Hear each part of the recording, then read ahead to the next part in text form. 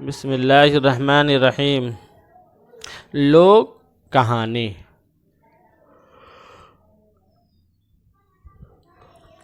یہ سبق اسپینی زبان کی ایک لوک کہانی پر مشتمل ہے۔ لوک کہانی کسی معاشرے کے افراد میں سنائی جانے والی ایک ایسی کہانی ہوتی ہے جس میں فطرت کیا ہوتا ہے؟ فطرت، انسان اور ماحول کی دوسری تفصیلات کے متعلق روایتوں کے اخلاقی تعلیم و تربیت کے خاطر کہانی کے روپ میں بیان کیا جاتا ہے۔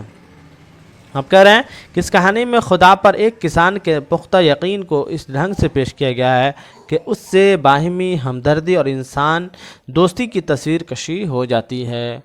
اللہ کو خط لکھ رہا ہے یقین کے ساتھ، خدا کے نام خط۔ کہہ رہے ہیں کہ اس وادی کا اکلوتا مکان ایک چھوٹی سی چٹان کے اوپر بنا ہوا تھا۔ وہاں کھڑے ہو کر بہتے ہوئے دریا، مٹر اور چنے کے کھیتوں کو بھی خوبی دیکھا جا سکتا تھا۔ یہ کھیتی بڑی عمدہ فصل دیتے تھے اور انہیں جس چیز کی بے حد ضرورت تھی وہ کیا تھی؟ بارش تھی۔ کہہ رہے لین شو اپنے زبان اور کھیتوں کے چپے چپے سے واقف تھا۔ وہ آج صبح سے بار بار آسمان دیکھے جا رہا تھا۔ اس نے تشویشناک لہجے میں کہا، بی بی میرا قیاس ہے کہ آج بارش ہوگی۔ اس نے اندازہ لگایا کہ بارش ہوگی۔ ہاں، آج کسی بھی وقت بارش ہو سکتی ہے، یہ اگر رب چاہے تو۔ اس وقت بڑی عمر کے لڑکے کھیتوں میں کام کر رہے تھے، چھوٹے بچے مکان کے نزدیک کھیل رہے تھے۔ تھوڑی دیر بعد بی بی نے انہیں آواز دی، آ جاؤ سب آ جاؤ، کھانا تیار ہے۔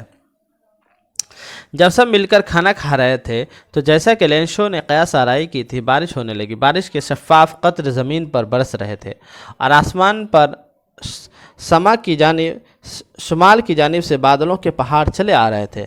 ہوا بھی تیز تھی۔ لینشو باہر کھیتوں میں نکل گیا۔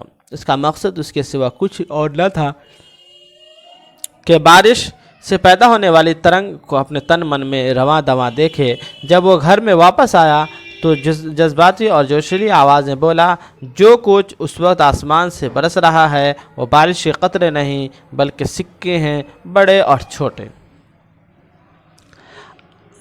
پھر اس کے بعد کیا ہوا؟ پھر اس نے بڑے اطمینان سے یہ بھی کہا کہ غلے کے کھیت اور مٹر کے نئے کھلے ہوئے پھول بارش کی چادریں اوڑھ کر بہت خوش ہیں۔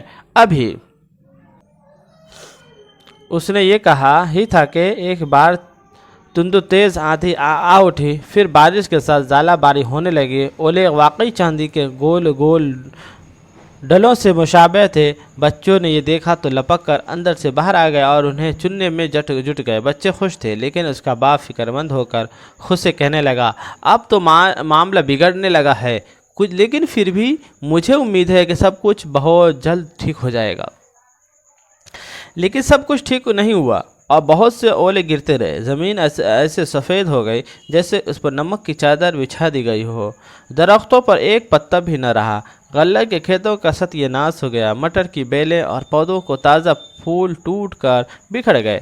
لینشو پریشان ہو گیا۔ اس نے اپنے بیٹوں سے کہا، اگر ان کھیتوں پر ٹڈی دل نے حملہ کیا ہوتا تو بھی ہمارے پاس اس سے زیادہ بچ رہا ہوتا، لیکن ژالہ باری نے تو ہمیں مفلس القلاش بنا دیا ہے۔ اب ہمارے پاس نہ غلہ ہے نہ سبزی، اس سال تو ہمیں فاقے کرنا ہوں گے۔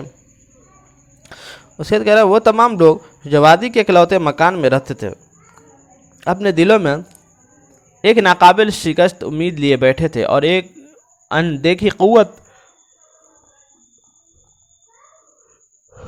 پر تکیہ کیے ہوئے تھے، اور وہ اپنے آپ سے کہہ رہا تھا، دل چھوٹا مت کرو، ہمت مت ہارو۔ اس میں کوئی شک نہیں کہ سب کچھ تباہ ہو گیا، لیکن یاد رکھو کہ بھوک سے کوئی نہیں مرتا۔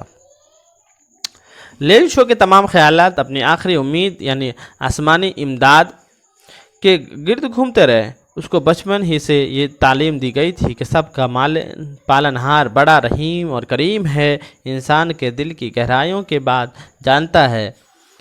یہ تو سمجھایا گیا تھا ان کو، لیکن لینشو اپنے کھیتوں میں بیل کی طرح کام کرتا تھا۔ وہ کچھ لکھنا پڑھنا بھی جانتا تھا۔ آئندہ اتوار تک اس نے اپنے آپ کو اس بات کا یہ پختہ یقین دلایا کہ ایک اندیکھی محافظ ہستی موجود ہے۔